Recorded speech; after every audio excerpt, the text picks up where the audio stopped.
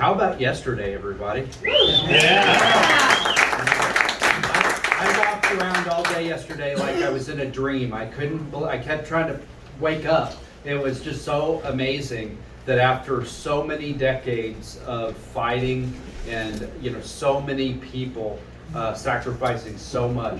I mean, we ended a Holocaust. 65 million babies. 65 million babies. It's just I still got goosebumps from yesterday. It's just unbelievable. But the sad thing, not to bring everybody else, but the sad thing is everything in Kansas is the same today as it was 2 days ago. Nothing has changed in Kansas. Across the river, they had a trigger law, and the Attorney General just certified, and they're now no abortion state. But here in Kansas, because the Kansas Supreme Court made their decision April 2019 that there's somewhere in the 1859 Constitution there's an inalienable right to an abortion. We are an unlimited abortion state, just like we were 2 days ago. Nothing's changed in Kansas. And actually, things have gotten worse in Kansas, right? Because Quentin Lucas over in Kansas City across the river said he's going to fight tooth and nail to keep us an unlimited abortion state so that he can ship all of his moms across the river to murder their babies in Kansas. And I don't know about you, but I don't want to be the state that's known for killing babies. That's not, there's so much wonderful about Kansas.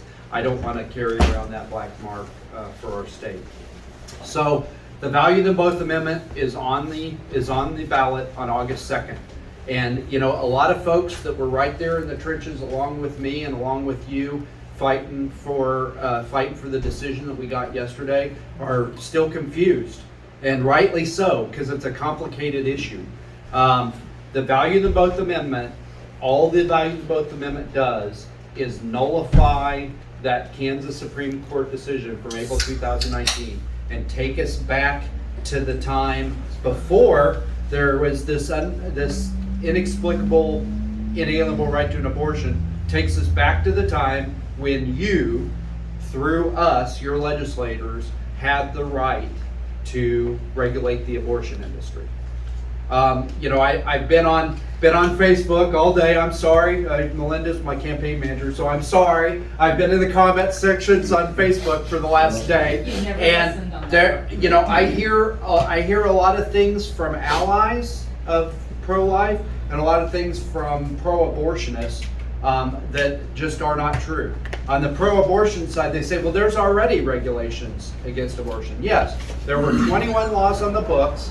2 of them have already been stricken down because of this Supreme Court decision, and the other 19 we can't enforce, because if we enforce them, they'll go immediately to court and they'll be stricken down too. So if we want to be able to enforce those again, we have to get rid of that Kansas Supreme Court decision, and the only way to do that is to vote yes on value them both. So that we can, we're talking common sense bipartisan measures, things like your teenager having to tell you before they have an abortion, no taxpayer funding of abortion, cleanliness and safety standards for abortion clinics, which has already been stricken down. When we get Dave Beeler in the House, we're going to have to repass that law because a Kansas court using that Supreme Court decision struck it down. Right now, we can't pass any laws. We could pass a law and it would immediately go to court and it'd be stricken down. And so if we want to pass any laws on abortion, we have to get value of the both passed. So if you're interested in walking with me to tell our neighbors what I just told you on Sunday, tomorrow, 2 p.m., meet me at Bonfire Restaurant. We'll get you all armed with info and a map. If you've never knocked doors, we'll teach you how to do it. And we're just going to go out and we're going to get on people's doorsteps and we're going to tell them the truth about this amendment. Thank you very much. Good job.